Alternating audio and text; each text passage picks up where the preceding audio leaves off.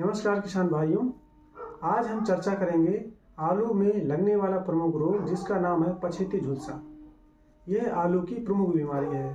तो सबसे पहले मैं अपना परिचय देना चाहूँगा। मैं डॉक्टर हरे कृष्णा, सहायक आचार्य, ITM विश्वविद्यालय ग्वालियर, मध्य प्रदेश। तो चलते हैं आलू की पछेती झुलसा के बारे में जानकारी बताते हैं। इसमें सबसे पहले बताएंगे कि आलू में पछेती झुलसा रोग का कारक क्या है, उसके क्या लक्षण हैं और उसके जो है अनुकूलित क्या क्या वातावरण है और फिर उसके कैसे निदान करें। तो सबसे पहले जानते हैं इसका कारक। यह एक कवक जनित फंगस से फैलने वाली बीमारी है जिसका नाम है फाइटोप्थोरा इन्फेस्टेंस। इस बीमारी की वजह से आलू में लगभग 10 से 20% तक हानि होती है। इसकी फसल जो है इसके उत्पादन पर बुरा प्रभाव पड़ता है और इसका अगर प्रकोप बहुत अधिक हो जाता है तो ये 70% तक इससे हानि हो सकती है। तो सबसे पहले जानते हैं कि इसके कौन कौन से लक्षण हैं, किसान इसको कैसे पहचानेंगे। तो यह रोग है पत्तियों से डंठलों में, तने में और कंदों में प्रभावित करता है।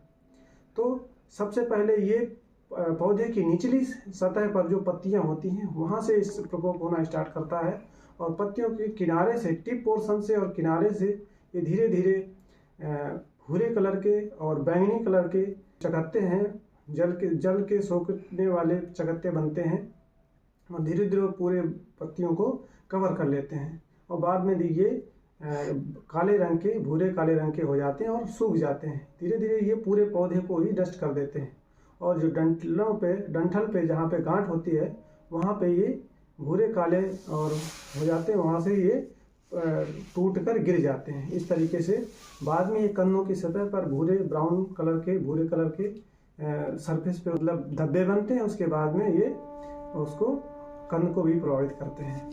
तो इस तरीके से ये पूरे पौधे को कुछ ही समय में पूरे फसल को बर्बाद कर देते हैं। तो इसका अगर हम देखें तो ये फैलता कैसे है, तो ये प्रकोपित मृदा और कन्नों के द्वारा एक फसल से दूसरी फसल पे, मतलब एक उपज से दूसरी अगले मतलब सीजन में पहुंचते हैं। तो प्राथमिक संक्रमित इससे होता है। द्वितीय संक्रमण इसके जो स्पोरेंजिया होते हैं जो फंगस के, वो हवा के द्वारा दूसरे पौधे पर पहुंचते हैं। तो इस तरीके से इसका प्रकोप होता है। तो इसकी अनुकूलित वातावरण क्या है? अनुकूलित वातावरण में जो टेम्परेचर है, 10 दिन का जो टेम्परेचर है 10 से 25 सेंटीग्रेड अगर टेम्परेचर है तो इसके लिए अनुकूल वातावरण है। और अगर यदि रात का जो तापमान है 10 डिग्री सेंटीग्रेड तक जाता है तो ये इसके लिए बहुत ही अनुकूल वातावरण होता है। और आपेक्षिक आर्द्रता अगर 90% या इससे अधिक होती है तो इसके लिए अनुकूलित होता है।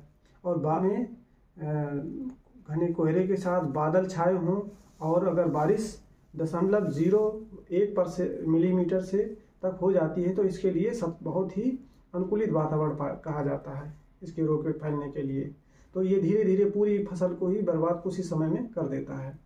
अब आते हैं इसके निदान के प्रबंधन के बारे में। तो इसका प्रबंधन करने के लिए अगर किसान बुवाई के समय बात करें तो बुवाई रोग प्रतिरोधी किस्मों को लगाते हैं तो ये बहुत अच्छा माना जाता है। जैसे कि कुफरी नवीन है, कुफरी मोती है, इस तरीके की अगर जो भी उपलब्ध उसकी किस्में हैं वो लगाते हैं तो बहुत अच्छा रहता है।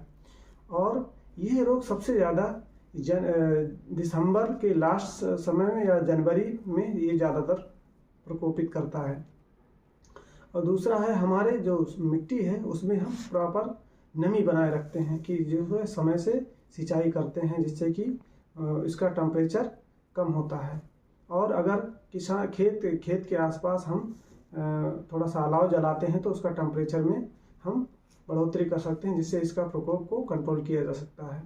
और फिर उसके बाद में हम कुछ जो कवकनाशी रसायन हैं उनका छिड़काव करके भी कंट्रोल किए जा सकते हैं जिससे कि मैंकोजेब या जिनेब का 0.2% घोल का स्प्रे करके या 2 ग्राम प्रति लीटर पानी में घोल बनाकर इसका छिड़काव करके इसको हम नियंत्रण कर सकते हैं। यदि इन सब बातों का ध्यान रखेंगे तो हमारे किसान भाई इस रोग से बच सकते हैं, क्योंकि ये जनवरी का सीजन में सबसे ज़्यादा प्रकोप करता है जिससे कि हमारे किसान को अधिक से अधिक हानि उठानी पड़ती है।